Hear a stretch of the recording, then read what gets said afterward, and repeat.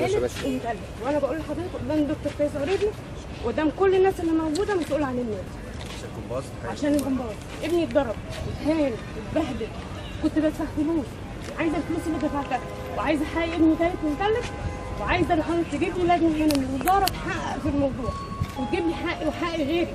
النهارده منزلين امبارح اعلان في الجمباز بان الفرق تدفع 300 جنيه كل شهر. انا عايزه قرار وزاري يقول ان في لائحه في النوادي بتقر بان لاعبي الجمباز الفرق ما يتصرفش عليها.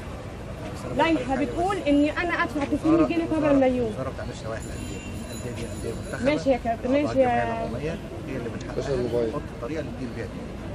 انا متفقه. انا اقدر اقول لحضرتك ان انا بشوف الشكوى، لكن زي ما النبي قال كده لما حد يجي يشترك من حاجه لازم تسمع كل وجهات النظر عشان ما تحكم. بس ارجو ان بص حضرتك في استاذ فايز العريبي سمع مننا كتير، واول شكوى راحت له من دي نكر انها كانت موجوده اصلا عنده. فبعد اذن حضرتك لو سمحت والده موجود بس في القاهره، لو كان موجود كان جه.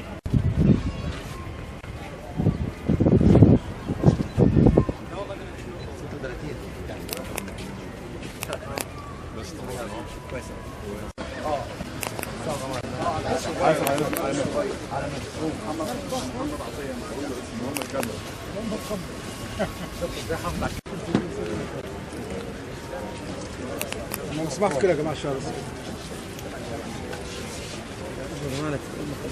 بس الكاميرات ابعد عن المايه، ابعد عن المايه. انا بص بص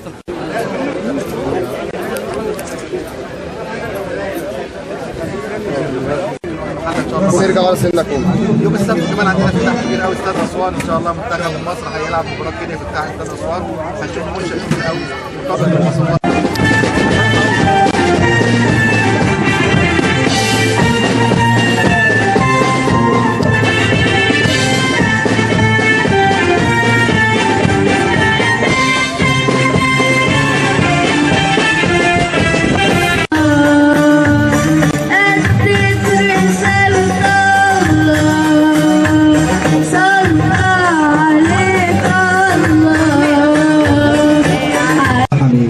طبعا نرحب بالساده الاعلاميين والساده النقاد الرياضيين ومراسلي الصحف والقنوات الفضائيه، الساده الزملاء الافاضل، وايضا السيد الاستاذ محمد ابو الغيط وكيل مديريه الشباب والرياضه بالغربيه، وكل الساده الحضور اليوم.